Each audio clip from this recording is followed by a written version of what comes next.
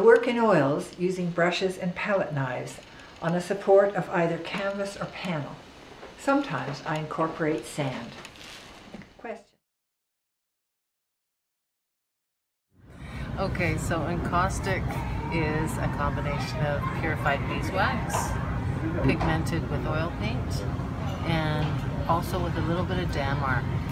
And as a side note, the bees use damar, which is like a tree resin. They collect it and surround foreign bodies in the hive, and it's used kind of like an antiseptic. And in painting, it helps harden the paint and give the paint a more ceramic-like finish. I am a glass blower, and I create three-dimensional work by blowing and sculpting molten glass. I always begin by laying down a color ground using a dryer called liquid, which speeds the drying time for all future layers of color. On this ground, I place shapes of color that sing and dance for me. From here on, the process is completely intuitive. I listen attentively, and there will be an inner prompt about what to do next. This prompting seems to come from an inner longing that is guiding the process, a longing that wants to bring completion and wholeness to the piece that I am working on. Okay, so the encaustic painting is really primarily about fusion. So each layer has to be fused together with some sort of heat source. I use a blowtorch. And one thing that I really love about it is that it hardens really quickly so that I can gouge into it. You can mark make. There's a lot of flexibility in that. And I like to work vertically, so you can dig down and build up at the same time, much like sculpturing, really. My process consists of training and working with an assistant who will bring over hot bits of glass, and I attach them to a blown form that I've made and colored. And with those hot bits of glass, I'll sculpt with an assortment of tools. I'll sculpt each piece.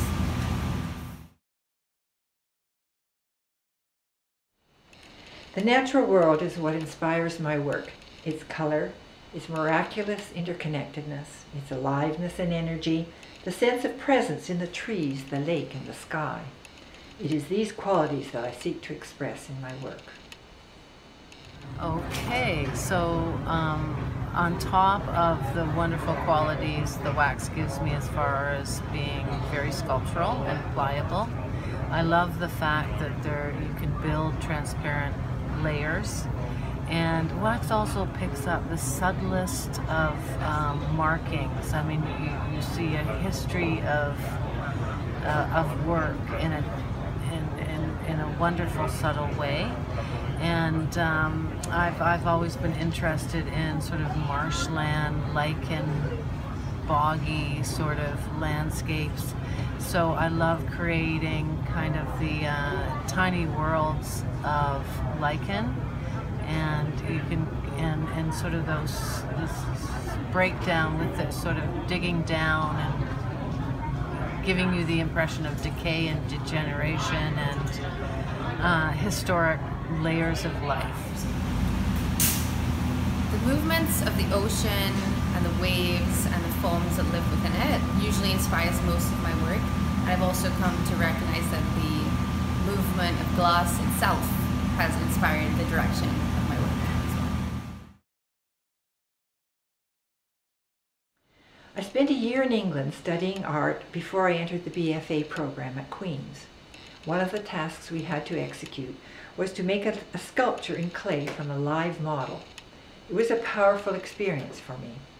The connection with the clay, its sensuality, and how what the eye was seeing would seem to move directly through my hands, as though my hands knew what to do all by themselves.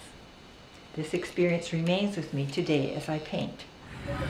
Okay, so back in 2000, I saw a show at Edward Day Gallery, Don Maynard's solo show, fell in love with the work and the medium, And then soon after that, I took a one-day workshop with him actually in his garage in the back of his house. It was one day. I was completely hooked with the process and the beautiful medium of wax. And then I sold my practice about 6 months later, a 20-year practice of, I owned a massage therapy clinic here in Kingston. And then I became a full-time artist after that. I initially started practicing ceramics, and I knew I was always good with my hands and sculpting. And then I tried glass blowing for the first time, and the media itself I was drawn to, and the excitement, the fire, and everything involved. So I was able to switch over to that quickly, and I've never left since.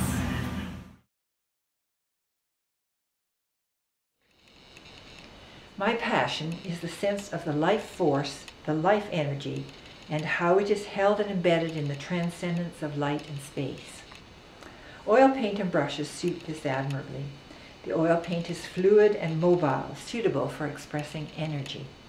The brushes connect directly with the hand, enable a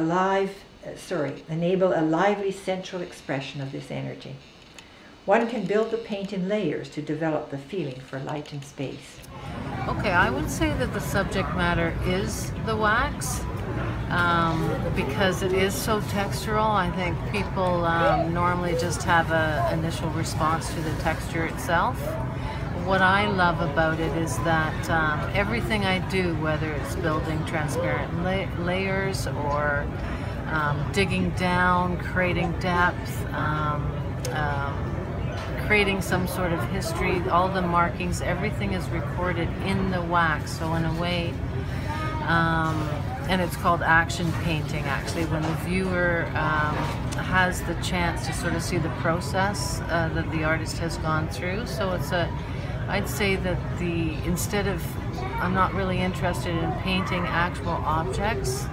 It's more that the painting itself becomes the object. Media glass inspires my work because the movement of the glass actually reflects a lot of the movements that the ocean has. So I also don't sketch with any of my ideas. I tend to just go straight into the workshop, and because of the glass's organic nature, I'm able to sculpt and with the process create pieces that are in my head and create them into a three-dimensional piece.